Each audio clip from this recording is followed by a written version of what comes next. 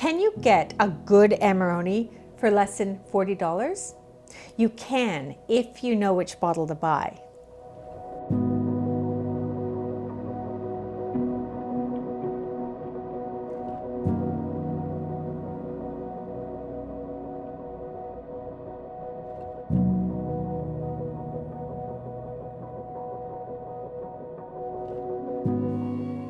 The wine I'm sharing with you today is a 2020 Villa Annaberta Amarone della Valpolicella DOCG from the Veneto region of Italy. Now, Amarone is a special wine.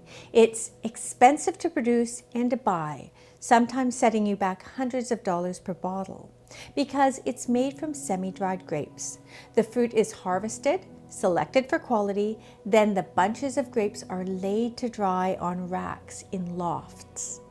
Once they've lost a considerable amount of moisture, which concentrates the sugars, the fruit is destemmed, pressed, and fermented, so made into wine, before being aged in barrel for at least 2 years before being released to market. So all of that contributes to the price. So this bottle right here is quite a bargain. It's an excellent Amarone DOCG for less than $40. It's age-worthy, and yet it's drinking beautifully now. And it's good to know about because the holidays are coming up fast. So let's taste. In the glass, classic color. Now, Amarone is dark. It's a deep dark wine, and indeed, this is inky. It's inky purple black, which you'd expect. Great. And swirl and a sniff. Beautiful. Now the thing with Amarone is you're looking for purity. They're drying the fruit, so you want to make sure that fruit is super pristine and remains super clean. You want to make sure that is there for a good Amarone. And the purity is there. The fruit is coming through. There's no off-putting aromas whatsoever, but there's still lots of complexity from the wood aging. I love it. So you're getting the dried plum, as well as tobacco, leather, maybe a hint of sort of coconut, toasted coconut, black fruit, black cherries. So every time you approach, it gives you something else. And that complexity is one of the huge charms of a good glass of Amarone. And on the palate, beautiful. So it is a bold wine. This wine is 15% alcohol, but no alcoholic heat shows at the back of the palate.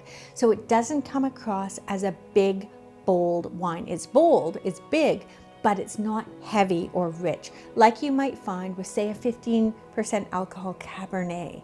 And that's because Valpolicella fruit is lifted. It's got light, lively acidity, keeping the flavors upright, keeping the flavor refreshing and quenching, which is something that not all Amarones are able to retain when it's turned into an Amarone, but this one does, which is another reason I like it. Sweeps in, shiny bright, and then starts to open and bloom with everything. So at first there's an initial rush of cherries, and then it goes into plum, and then it starts to cascade with more savory nuances. Right now, right this very moment, it's dark chocolate, like bitter dark chocolate, and then there's olive, and then there's coffee, and then there's mocha. And it goes like that, and that's what I love, and that's the charm of a lovely Amarone. It's a kind of wine, you can pour and you can sip slowly by the fire, or in good company, or with good company. Now you can pour this with food, but to me the food that works best is cheeses after dinner. It's a sipper, a slow sipper that will keep everybody at the table. It's also the kind of wine that's fantastic with chocolate, dark chocolate and nuts, yes, but it goes particularly well with a gift card and a ribbon. So you can get your shopping done early with bottles of this. You can buy it by the case.